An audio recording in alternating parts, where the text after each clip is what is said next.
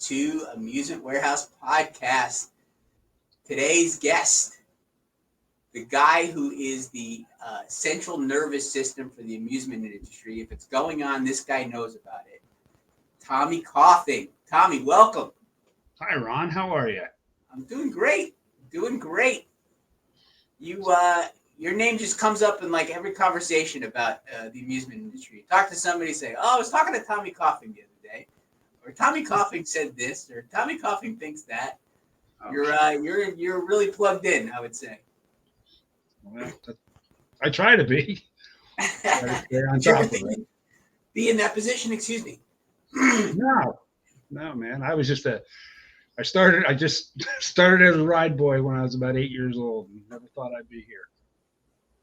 8 years old. We were talking a little bit earlier. So you're intergenerational. Your grandfather was in the business. Can you tell us? Yeah, tell us a little bit about how you got started in the industry, I guess. My grandfather worked for Conklin Shows. Back in the 50s, and there was an amusement park in Crystal Beach, Ontario, and my grandfather ran that for Patty Conklin. And when he passed away, my dad took over. He was fresh out of university, and he took over the park. It was actually the Kittyland Park that they had there.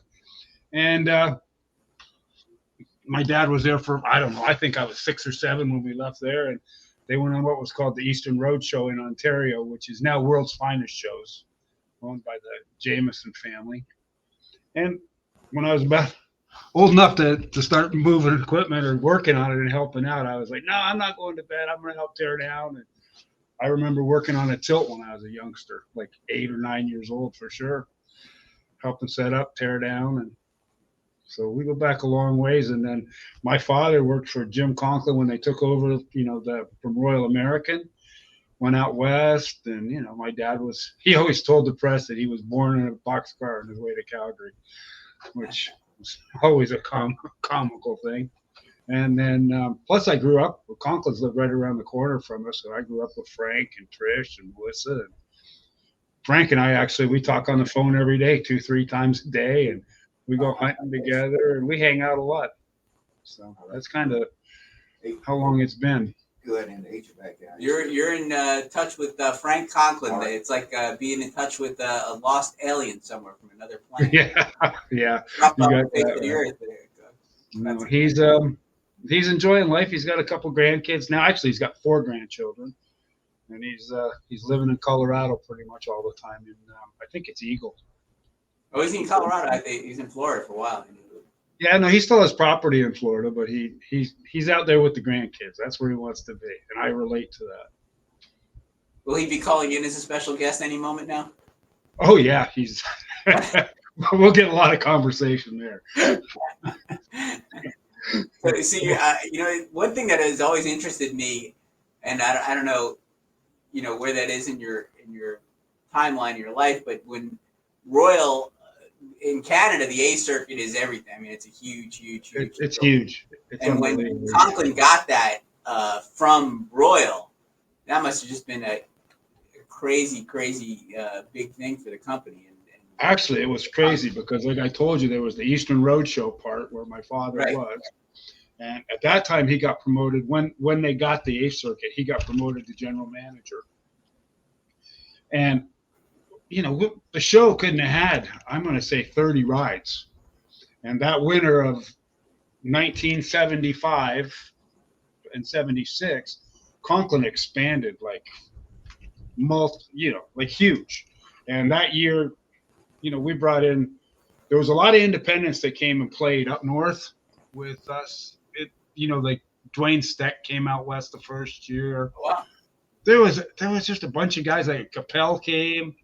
Trying to remember all the people that I met that year that came because we didn't have enough equipment. Conklin that year bought a Zyklon, and they bought a Enterprise, one of the first Enterprises they bought. And, they bought a new Zipper and Rock and Roll and Skywheel. They ended up buying, 10, 11, 12 pieces to fulfill the contracts. But it was just boom, right out of the gate. It was like we got so busy in one winter trying to get ready to go out west. And shit, I remember I was still in high school just graduating. And the show left and went to Winnipeg, and they left me a tractor and a load of ticket boxes to head out. And it was like a 1,500-mile drive. The time I got there, I don't know if anybody remembers, but Conklin had these big metal signs on the sides of the trailers. The clown, it said Canada's Conklin shows. I bet you I had 15 or 16 of those that had fallen off the sides of the trucks because the roads were rough out there. And I had a centerpiece for a tilt that I picked up off the side of the road. Remember, I was a week later than everybody else getting out there. So I was kind of picking stuff up on the way because the roads were terrible. In Canada, back in those days, and it might still be the same. I haven't been there in about 30 years. But when they say road ends, it's not road ends 100 feet. It's road ends now. And all of a sudden you're doing 60 miles an hour and you're pop, pop, pop, pop. You know, that was the kind of roads we traveled on back then. It was fun. I know I was talking to Phil about it not too long ago, and I remember Morris told me a story. I guess, you know, one year they were looking at Canadian spots or something. They were driving west. They said the trucks, they just couldn't even believe how Carnival could travel out west like that. It was, well, you know, the problem is that the frost-free days are limited, right? They can only work on the roads, you know, maybe 60 to 90 days a year because everything's frozen. And then if they put down a new road and the ground freezes, you know, it gets cracks and potholes. But it's, you know, it's not a lot of frost-free days. So that's why the route's so good up there. Those people, you know, they're locked up in the wintertime. I was in Winnipeg one winter in January. It was 40 below zero. That's colder than Mars. Wow, that is crazy. And how was that first year that you played the circuit? Was it a lot of fun? Did you know, it was a lot of fun. It was huge. Edmonton was one of the good ones because it was Klondike days. And so we didn't have to work on a Sunday. They closed on the Sunday so that, you know, day off in between the spot. And we played football against the ride guys against the game guys. You know who won. So, and it was tackle, too. Tackle. Regular football like that. Okay. Yeah. It wasn't tag football. It was like, that was a lot of fun. And there was, you know, we were all young. Like, you know, I think the first year I was just 76. So I was 19 years old the first year we went out. But playing something on that scale must have just been, and it's not like, you know, I'm thinking of an analogy where a American Carnival might get one state fair for the first time and they gear up for it. This is like a whole circuit of major events. I mean, that's just so game changing. I mean, what did you guys have to do to gear up to get ready to do it? I mean, it's well, we all went in there blind. We had no idea. I remember the first night we opened in Winnipeg. Winnipeg used to open the gate at 11 o'clock at night and let everybody in free. So you wouldn't get busy until 11 o'clock at night. You'd still be operating at 3 in the morning. What? And the people was just massive crowds, massive. And like that was our first real bite of the apple, you want to say, because we were all, like I said, we were like, holy shit, what do we do now? And we got the hang of it. And it was just a lot of work, you know, especially you go to Calgary, you open it some days 8 o'clock in the morning and you run till 2 in the morning. And, you know, we always considered it until you had a week to get back to Toronto. So you had some time off, you know, not time off, but you had some downtime where you could rest a little bit. And then Toronto was a 21-day fair at that time. Same thing. Toronto was included in the A circuit at the time? Well, Conklin already had. Conklin already had Toronto. Okay, so but it fit right into the route. We would finish up in Regina and bounce back to the CNE, and you know, it was adventurous. You know, and some of the trucks and the equipment that we moved the show with back then, we were like dinosaurs. It was manpower mostly. In the 70s. I'm sure guys from Royal American could say the same thing. It was manpower. Wow, that must have been quite the experience. It was great. Getting that for the first time and doing that for the first time. I guess in a way, name when they bought out Conklin, I guess some of those people experienced it for the first time too. At least some of it. Oh yeah, and you know, and still like they've got, I don't know. I think they have it a little bit easier than what we had. I mean, they're not moving as big of equipment as we used to move. Like those, we had a Jetstar 2 out there. We had we had the Dutch wheel that, you know, you had to move, which is back then you didn't have the equipment to move that stuff. Like I said, it was all manpower, so Right. it was a lot of work. And Name, I think they have time between Winnipeg and Calgary, which is 800 miles apart. We used to close there Monday and open on Thursday, and it was tough, but it was, we were young, so it was very cool. And they said I had a lot of fun. We played some spots too, like after the second year out west. They bought some more rides. They bought a Himalaya Caterpillar type ride, where the canvas came over the cars. It was called the Lover's Lake. And we had a monster, and of course we had the wheel. We had a huge Mack Music Express. I think we had six. We had the Zyklon. We had 6 or 7 rides the wheel, and we had like 52 trailers. And we would book in with Art Fraser into Albuquerque, New Mexico, and then from Albuquerque we played the Arizona State Fair in Phoenix. And then after that was over, we'd go back to winter quarters in Texas, Rockport, and then we'd open up in San Antonio in February at the stock show. And then I would take some rides. We'd go to Miami and play the Dade County Youth Fair with the Magic Midway at that time. And then we'd go from there back to San Antonio, and then we'd go from there to Spokane, Washington to Portland, Oregon, and then from Portland we'd go back to Winnipeg and start all over. And as a 19, 20-year-old kid, it was a blast. I can't hear you. Ron?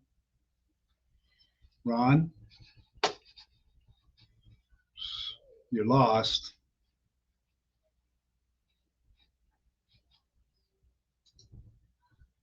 I've lost you. I think we're unmuted now. There you are.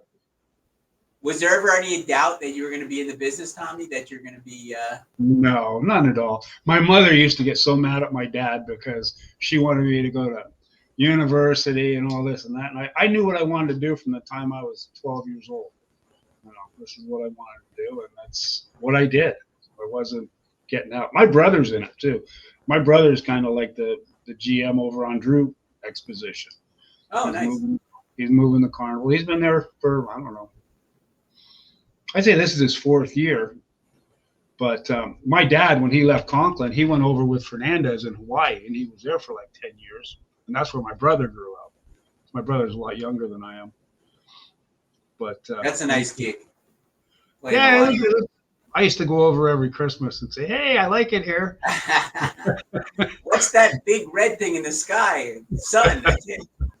Yeah. No, why is there no white stuff on the ground? I enjoyed going over there. Really did. That's awesome. That's great. So you were always a ride guy? You always want to be in the ride side of things, never games or food or? No, never in the games. Was into the management part. I was a ride soup when Conklin bought Degler. I became, I don't know, I can't remember how old I was, maybe 20, 21. I was the ride soup on the Magic Midway. And we only did it 1 year, and then they folded the show, and that was it. And then I ended up staying with Degler because Degler ended up with the route, so I stayed with them for a while. Then I bounced back to Conklin in the early 80s. And that's when we had the double loop roller coaster. And, I helped rack that. Actually, I racked all the trailers. I did all the welding and racked all that stuff. And it was 26 trailers, one ride. That was counting the load with the crane on it. So did you kind of gravitate towards the more spectacular, the harder rides when you were, especially when you were younger at first? What are some of the cool rides that you moved? What did you like to move or hate to move? The coasters were the best thing. Like I owned a Zyklon for a while. I owned a Flitzer for a while. That was when I was with Degler. When I went back with Conklin, I was moving the Galaxy coaster, which is like a Zyklon but bigger. And I did that for 13 years. And like I said, and helped the double loop out a lot. But I did like the big stuff. Moved the Huss Pirate. Moved like I said, the gondola wheel. We were the first ones in North America to have it. I was just a punk kid moving that thing for Conklin. I thought I was king shit, So that's a Dutch wheel, right? You're saying? Yeah, it was made by Bakker Denny's in Holland. It's exactly the same wheel that Ride-Off removes on the orange unit. And it's what's funny is everybody wanted to get rid of them because they were too hard to move.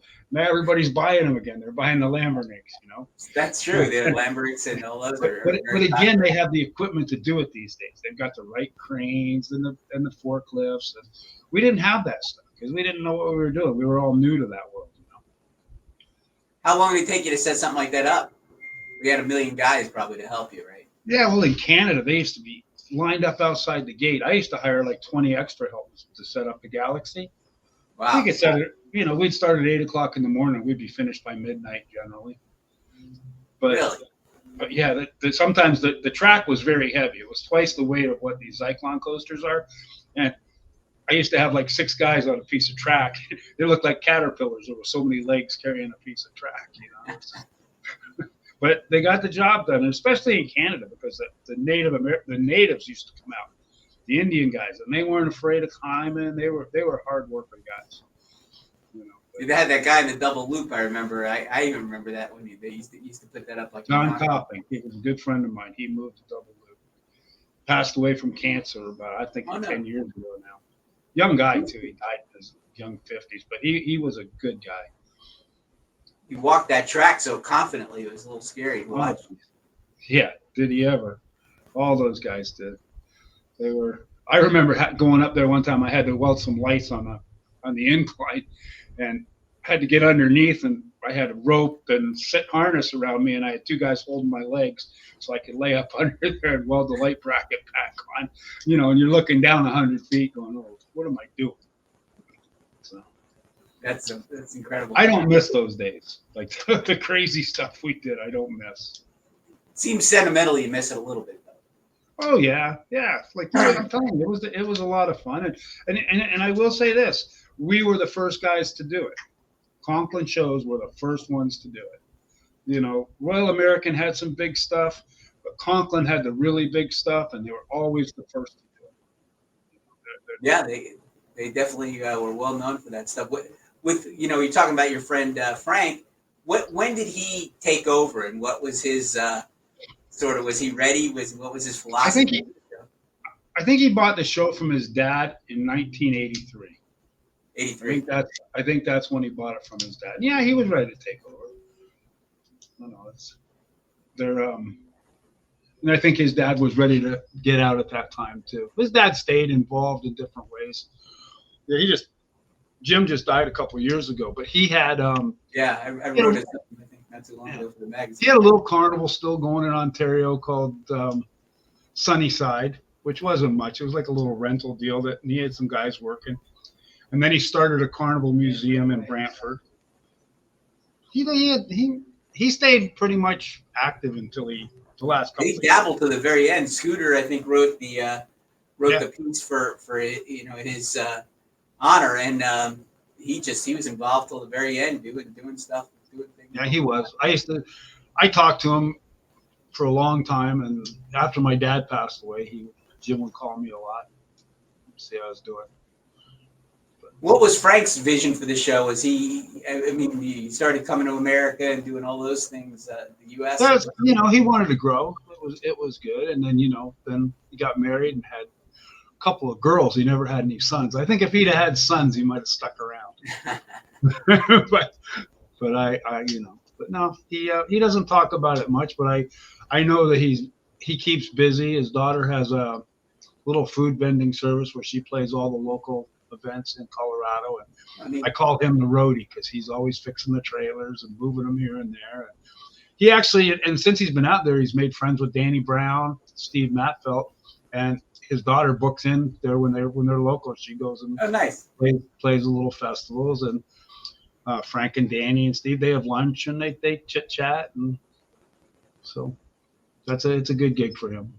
We got to record some of those conversations. They must be good. Fly on the wall in that room, right? But coming to the U.S., like playing Yonkers and Dade County and all that stuff, that was another nice little transition for the show, I guess. Yeah, well, Dade County actually came with the purchase of the Degler's Magic Minute, and that was the only fair that they actually kept. You know, Didn't they play like Richmond 1 year or something like that? Or am I? in 1979, yeah, this is the year that they bought Degler in 1978, and for 79 we played the circuit. That's where I was working, and I don't know what happened. I think most of the fairs didn't like the Canadian type operation. Like Richmond is a very laid back kind of place. And, you know, that year we played Richmond, it rained every day for 10 days. Like it never stopped. And, you know, it was like duck soup. You know, we actually even named our unit the Pelican unit because we wore rubber boots so much that year. And they had Columbia, same thing. Right. And anyways, Degler Attractions started that following year, and they got all those fairs back. The only one that was kept was Dade County from that whole route. So, and you see what Dade County grew to, and yeah, you know, and it's a very big event. And it was always fun. I used to think, shit, I should buy a house in Miami. I was there so long. It's a long event. What about like the Big E and stuff? When did you get the Big E, and when did you start playing that? The Big E, I think, came in 1980. Okay. And Little Rock was right in tune there, and Mobile, and Yonkers. You know, Degler got Yonkers from Straits, and then Conklin got it from Degler.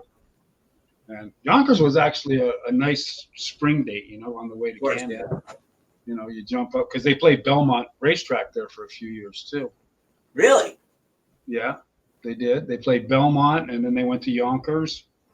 And then, you know, but I was sad to see Yonkers go because Yonkers was a good fair, but you know, now it's a big casino. I remember Belmont. I kind of managed the Belmont Fair with Brian. We had Frank there. I remember we came to lay out the lot. It was like in January, and they came to lay it out, and it was freezing cold, and there was snow on the ground. And Frank was in the car, warm, and Brian and I were in the car, and then poor John had to go out and lay out in the freezing cold. Frank would roll down the window a couple inches and say, "No, go over there about 10 feet." Yeah, I was just trying to figure out how you knew Frank, and it was from that. Yeah, spot. from Belmont, and he used to play. What was the spot up in Long Island there? Brookhaven. Brookhaven, right. Brookhaven. Yeah, Frank, we used to get nervous in Belmont because we had like a pond there with ducks and things in it. And I told him I had to count the number of ducks because I didn't want to see any missing because he got up in the morning with his hunting clothes on, and I was always nervous that we'd lose a few ducks or animals in there. Well, nowadays you got to worry about somebody just eating them. He used to. I remember too. He loved the History Channel. He used to watch the History Channel. He was so up on history. When we go hunting, it's like we're either watching news or we're watching World War II stuff. Yeah, he loved history. It was we used to go into the office there, or into his house show, or see how the day went. And he was like, I don't know. I've been watching the History Channel. Let me call over and see how things went. But then that was a lot of fun. There's not too much about both world wars that he can't tell you. That he doesn't know. Yeah, he's really, really interesting, knowledgeable with that stuff.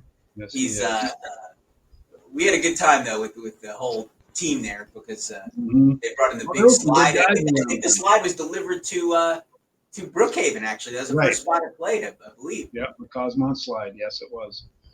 That was an interesting.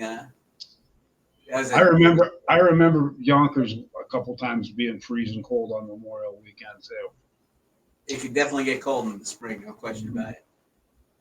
So after the whole Conklin thing or the whole ride thing, when did you start doing your whole thing with usedrides.com?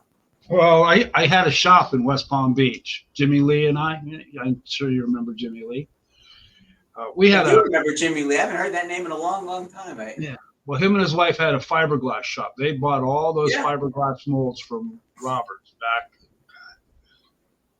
late 80s maybe, and they were making all that stuff for the Alan Herschel centers, and they were building little fun houses and stuff. And anyways, I went in with them in the building they were in, and I started a welding business, and I was rebuilding rides there and stuff. I found out real quick it's hard to get paid rebuilding rides. So anyways, I moved out of there and I was working at home in Florida, in Palm City, where we lived. I don't know, same thing happened. I couldn't, people, you do the work for the people, you lay out all your money, and it was like springtime. Oh, we don't have the money. Can we send it to you later? No, I can't do that. And it just was an uncomfortable situation.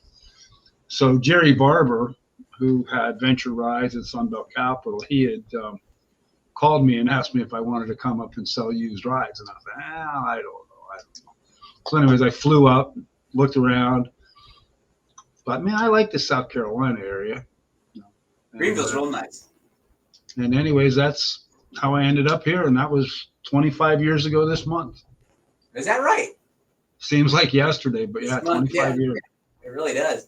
What and by that time you were off the road, you decided you had enough of the. Yeah, I got off the road in '97. I said, I just couldn't.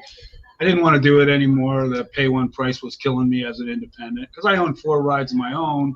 Right. Plus, I worked. When I was around Conklin, I worked for them. When I was around Degler, I worked for them. And the pay one price, there just wasn't anything left. By the time you pay your insurance and and I know what POP is as a independent, and I just said I can't do this anymore. So that's when I went and opened the welding business, and truthfully, I probably netted more money welding than I did, but welding and not getting paid, you're still yeah, and I probably made and you didn't have the stress, and plus my daughter, she was 10 at the time, and it was time she was in the Degler School Academy, and I just felt like it was time to put her in school, like a real. They had a nice school, Degler. They were one of the first ones. Sure, they did. Yeah, and I forget the lady's name that ran that school, but she was really Linda. passionate. Linda Brewer. Linda Brewer, that's right. Yep, she was super passionate about the kids and doing things, and they had a nice school. They built that nice schoolhouse. And yeah, it was great, and the kids all they were on that Abeka system, and every one of those kids that ever went to that school turned out with a good education. Even when I brought my daughter back to put her in school, just from the Abeka system, she was a year ahead of anybody else in the school. It was a very good system. I think everybody uses it now. I think there's a lot of schools around. They're all in the same. It's important to have a good teacher too, and I know she was great. Yeah. So going with Jerry, what was his vision for usedrides.com? He saw there's a lot of used equipment out there and a lot of opportunities for I'm not real sure what Jerry saw. I know that Sunbelt Capital had a lot of people that didn't pay, and so the yard filled up with people would say, well, here, take this ride and sell it and pay my debt, pay my dad. And so we had shit.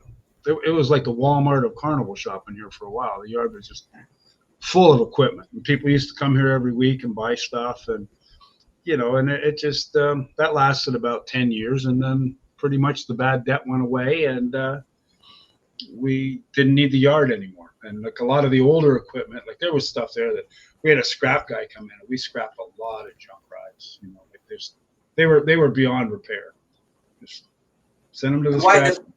Why'd the bad debt go away? Did you have like a plan for that, or just natural? Yeah, because people, insurance got tougher, regulations got tougher. So the guys that were having a tough time, they finally gave up, and that's pretty much what happened. And it was a good thing for our industry actually, because there was some stuff out there that never should have been riding people. It used to come in here to the yard, and I just used to shake my head going, oh, my Lord, how did this thing ever run? I don't know. So you're saying that was 10 years in, so that was 15 years ago, give or take? So yeah. Early there was a carnival called Worldwide Entertainment. You wouldn't believe. Oh, my gosh. You would not believe the jockeys came from that carnival. Duke Trumbetti. Yeah. Now he's a golf pro. And doing well. Enjoying life. We brought my son in for a lesson. We were visiting in Florida once, and it's been a little while now, but Duke is like, oh, it's be great. Come on down. So we went to he's really high-end country club, as you know, did the thing. And he goes, don't mention that I was in the carnival business. I don't bring up any stories. Yeah, I call him once in a while, because if you don't call him, he's not going to call you. No. He's in That's very a true. different life now, and I'm happy for him. Yeah, he's having a great time. No question about it. His daughter turned out real well. She's, everything's good. So the used rides business, I mean, it's interesting because you have your pulse or your finger on the pulse of the business quite often. You see how, people are hurting or people are doing well or people are doing somewhere in between. What's sort of been the state of the industry over the last several years? Well, I think the used ride industry part is shrinking quite a bit, or shrunk, if you want to say. That, a lot of people during COVID, nobody really, they fixed up some stuff, rebuilt some equipment in their yard, but there was stuff that needed rebuilt that was past its prime, and that stuff just got parked.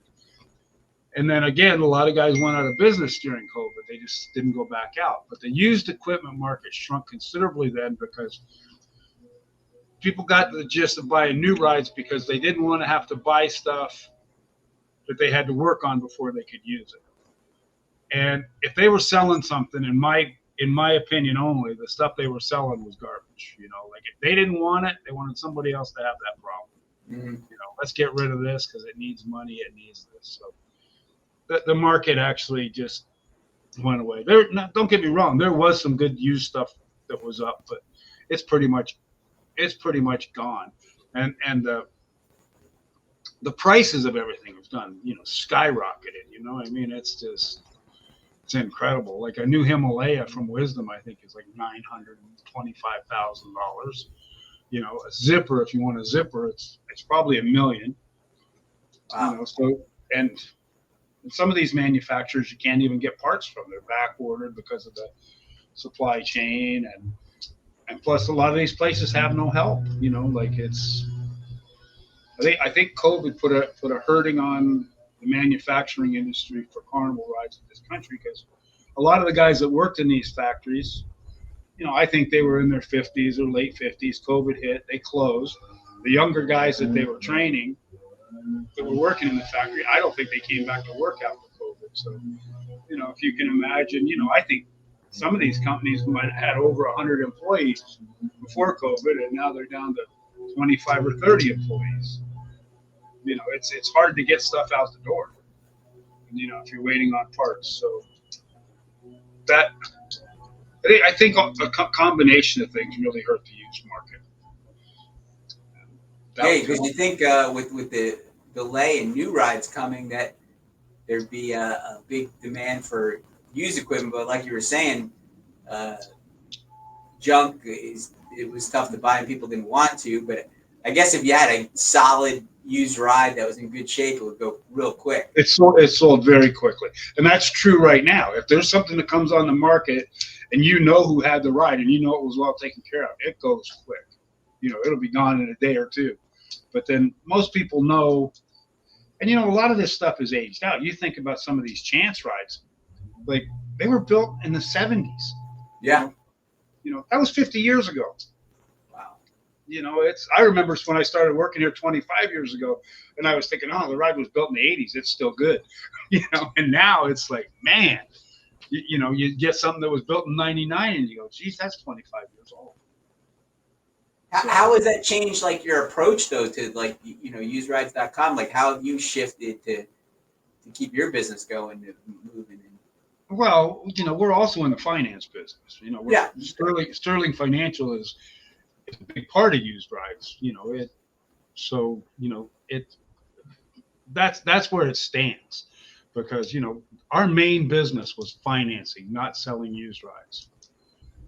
And one hand washed the other, and used rides was a great tool for the finance company for a long time. So now it's we're financing a lot of new stuff now. Like I was just in Italy last week, visiting all the factories and seeing what was available over there, and that was quite a trip. I really enjoyed going to the factories and seeing what was going on. And the Italian market's pretty vibrant. What did you see? Did you see anything interesting there? Or who'd you visit? Yeah, I saw some neat rides. I went to Visa, which is the biggest factory I've ever seen, and clean. You could eat off the floor in that place. I'm telling you, it was spotless. Wow. Fantastic factory. Well run organization.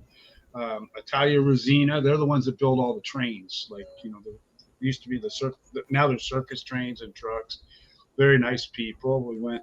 You seen that swing ride that Steve Lisco sells?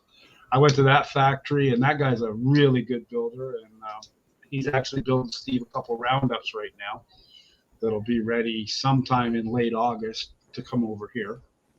And little things like that are going to make that's where we're trying to go with it, because like a roundup nowadays, if you were to buy a roundup in this country today, it's probably built in the 70s. First thing it needs is new sweeps, and then it needs new cages, and you got all the NDT stuff that has to go with it. Those rides are wore out. As far as I'm concerned, who wants to spend, that kind of money on an old roundup? And the scramblers, look at scramblers. Patty Sullivan put out so many bulletins on scramblers. I don't even think there's very many of them running in this country anymore. They're all parked. Because if you had to buy a set of seats, you're looking at $75,000 for a set of seats. Well, that's just a lot of money for an old ride that's hard to move. Absolutely. So you're saying some of the Italians or some of the Europeans are making similar rides, and it's a new ride and it's affordable, or a little more affordable anyway. Yeah, I just saw this morning online, Kevin Exum is over in Turkey right now, and Poland, and he bought an old Sizzler and shipped over there, and apparently they're going to build them over there. Because labor's still cheap, I guess. And I haven't been to Turkey or the Czech, but I do a lot of business with Irina in the Czech Republic. I mean, we were just going through our stuff this morning. I've got probably 5 elephants on order and 4 of those dragon coasters from Jungmax that are all in stages of being built and ready to come over here, hopefully by the end of the year. Yeah, I think at least in my mind, when they came over and put the elephant in Gibtown, that whatever year that was, I forget. It's been a little while, but it just seemed to explode because people bought so many. Oh yeah. Well, the price was great at that time. At that time, the price of that ride was $225. And I'm thinking it was 2016. I'm thinking, but it was $225,000 to buy that ride. Wow. And that's why everybody jumped all over it. Well, now the price is up. I think the price is $320. No, it's a little more than that. It's $340, because with a teacup mounted on the same trailer, it's like $420. But still pretty affordable for compared to. Sure. Well, with the teacup, it's 2 rides on one trailer, and that's a big issue also. Yeah, there was a couple of companies that came maybe the year before, but they just had a booth and they didn't put the ride up. But when they brought that elephant and they put it up, I think it was who had that first one, the Cumberland Valley or somebody. I don't know. I thought Jason Floyd or Jeremy Floyd, one of the Floyd boys bought the first. Yeah, one of the Floyd boys had it. Yeah, so it just. Having the ride there is so much different, I guess. Like Steve did too with the swing. You had the ride there. The swing did good. Yeah, we sold 12. We sold 12 of those total. Yeah, but if you had no ride there, and just a picture of it, I don't think it sells the same, right? I mean, having the ride on display is such an important thing. I mean, some people say no. We have that Gibtown debate every year, but some people say no. But having a piece there and being able to see it, being able to touch it, being able to feel it, it's like the opposite of online buying, because there is certain things when you buy, you want to see it. You want to kind of. Well, Pasquale, the guy that builds the swing rod, when I was at his factory, he's actually building a wave swinger now. Oh wow! Same ride. The swing has 30 swings. The one he's building now is 42 swings, one trailer, but it actually goes up, tilts, and oscillates. And Steve is gonna bring the first one to Gibson. So he did great last year in Gibtown with bringing all that equipment there, the Scooby-Doo, called the Dark Ride or whatever it is, to go through the little tunnel. The Scooby-Doo did well also. We've sold some of those trains, and it's good. Steve and I are good friends, and he likes having me in his booth because he's, hey, this guy wants to buy that. I got you. Well, that's been when you worked for Degler or Conklin and you were there, because most people's worlds in our business is relatively. I mean, you know who you know your people on your show, but for a guy, you literally know everybody in this business. I mean, I don't think there's too many people you don't know. So when did that come when you were doing the welding and then doing the financing and stuff? You just met everybody? It came when I got here. When you got with there? With the used rides, yeah. My name was on everything on usedrides.com, and and then when you go to the trade shows, everybody, hey, you're Tommy. Yeah, I met a lot of people at the trade shows. Yeah, I mean, it's amazing. There was someone, a very prominent person, not too long ago. I mean, it's been years now, but I said, what about Tommy Coffin? He said, I've never talked to him or something like that. I was like, oh, really? And I put you guys together. You talk a lot now. You wouldn't know, but it's funny too, because back when Jimmy Lee was in the business, I helped him go to Del Mar one year, and then he took some rides to Costa Mesa, and we went there to meet Guy Levitt, and I talked to Guy a few times, like, hey, how are you? And when I went to Jeff Bloms's daughter's wedding, I sat with Guy and Charlene and shit, got to know him, great guy. Danny Houston sat at the same table, and that's where I got to know those guys. But Jeff Bloms's is a good friend of mine, and we went hunting in Africa together, and so there was a mess of us went down there. We actually went to Africa twice. You got all your little hunting clubs with yeah, and that was a lot of fun. Jeff's a character like I don't. So he is, and I met Steve Thibault near the end before they sold out.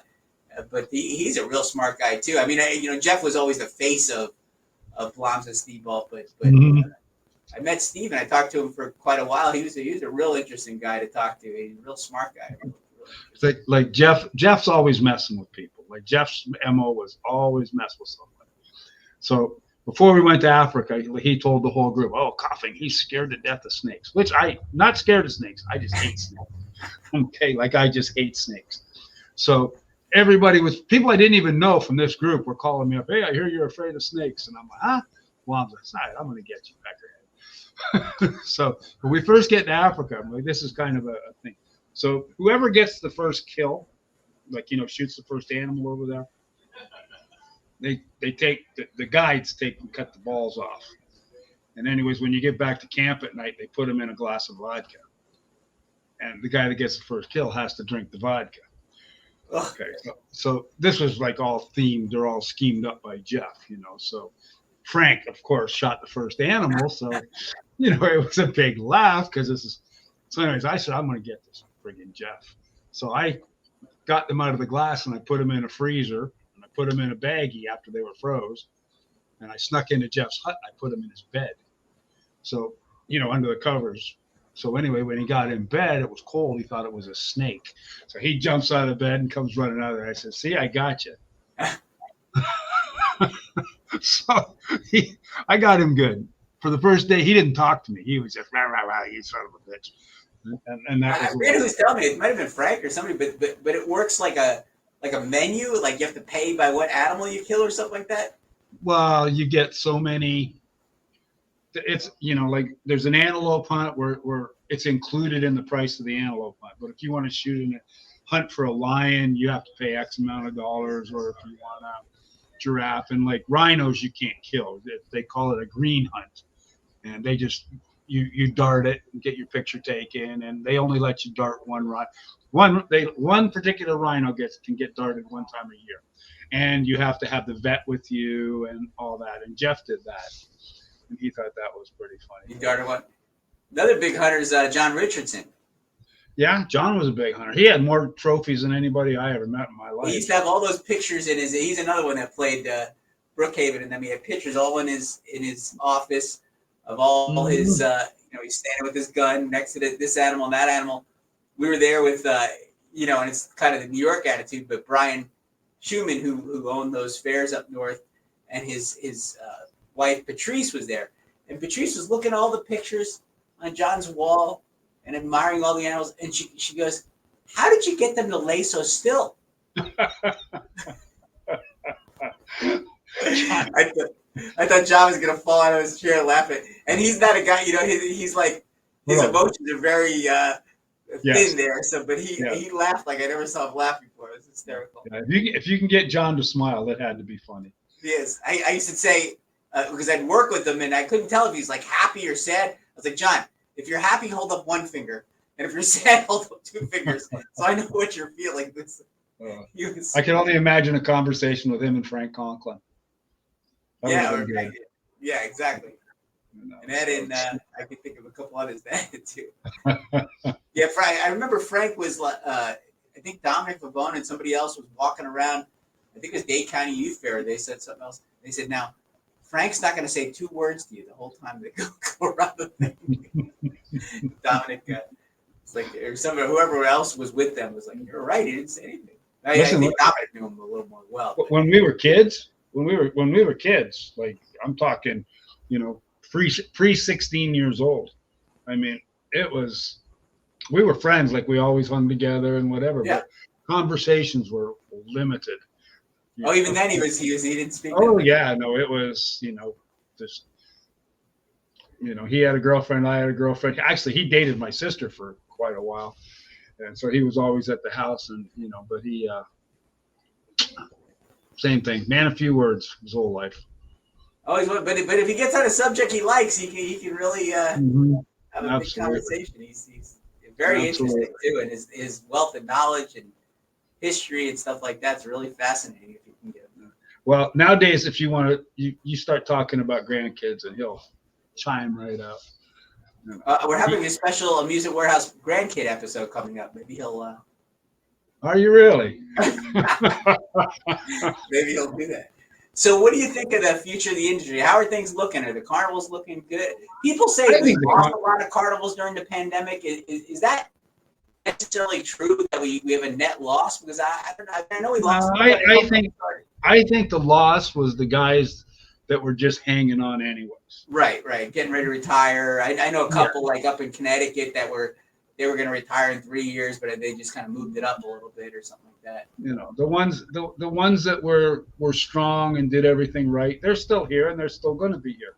And and I always, my theory has always been people need entertainment. Like we saw the carnival business fade a little bit.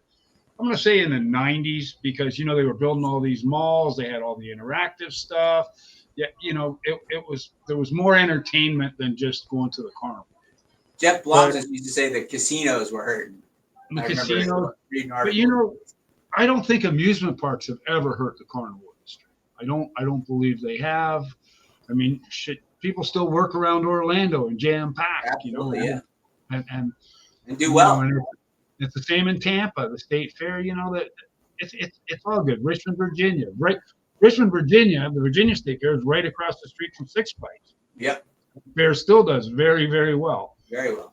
So the strong guys, they're in a position, they're going to keep going. They can, they've done the things right. They've kept up with the foreign labor. They've kept up with their insurance. They're on the ball with their paperwork, their inspections. They don't go through grief. And it's all. And I always put it down to it's how you budget your business. You've got X for this, X for that, X for this. There's a lot of people that take an X that should go here and they put it over here with Y and go have fun. And that is a hindrance. You have to keep this equipment in good shape.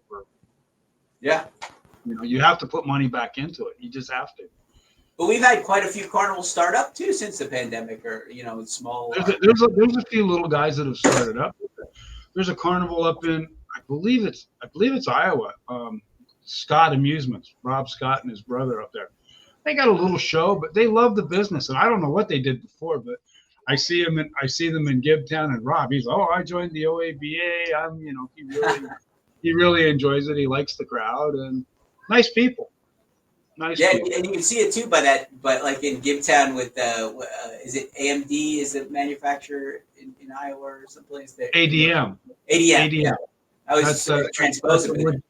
But he does blockbuster business. A lot of guys buy, those because it's good rental equipment. Yeah. You can set it up in a half an hour and And Yep. good rides for a smaller show that can get up and down real quick. You know, you see how well he does. It's like, and the little concessions too, the little game or the little ride or the little, they've been around for a long time. It used to Yeah. be Fiberglass International, and Brian Woodkey owns the company, and they do sell a lot of equipment. Yeah, no, they do great, but like you said, with some of the prices you were throwing out before, between that or paying, whatever, 150,000 or 200,000 for a smaller piece, it's kind of a no-brainer. Some guys are like, you know what, we'll throw a couple of these on the midway instead of spending $1 million on something. It makes sense. No, I just financed a ride for a guy named John Cope that he bought one of those ballistic swing rides. He's got a little show in Canada, and decent guy. I've known John since it's Canadian guys. I've known them all, and I know people they know. And there's not many carnivals left in Canada. There's probably 7 or 8 big ones up there. That's it. 7 or 8 big ones. Well, how many were there? Were there's a lot more at one time? Yeah, there used to be a few little guys. Yeah. Randy Hominick went out of business. Yeah, let's see what's up there. Let me just count. You got West Coast Amusements. You got Shooting Star. Beauce Carnival. They're in Quebec. You got Wild Rose in Alberta. You've got select shows at Canuck shows in Manitoba. Ontario. Oh, you got Wonder shows also in Manitoba. 6. You got Albion. You got Robertson. Canada. You talk yourself out of your theory here. There's like 12.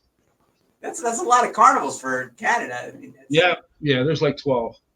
And the U.S., with some guys coming into the industry, I don't know. I mean, I wonder.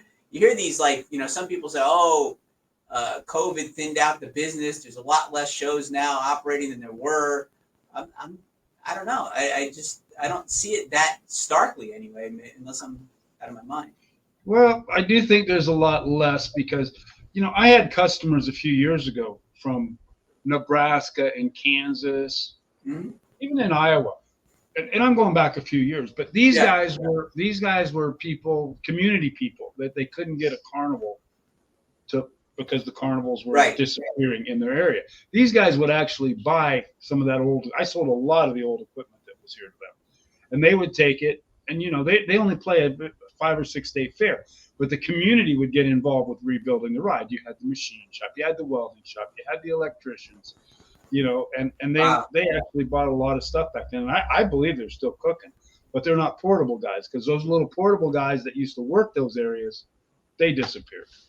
I think the one thing I have observed very starkly is that guys are a lot smarter about what they do and where they go post-pandemic.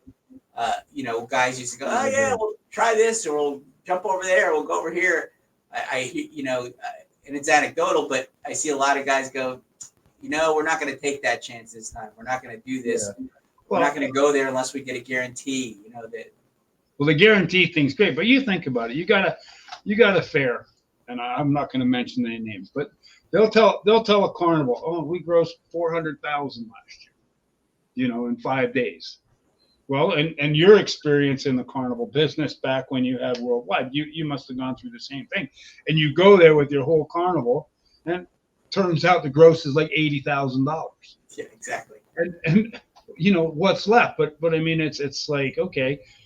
So a lot of you just can't do that, and carnival guys are realizing it now that and the astronomical percentages that our industry pays to these people, it's ridiculous. Like, how do you go someplace, gross 100,000 and give the fair 40%?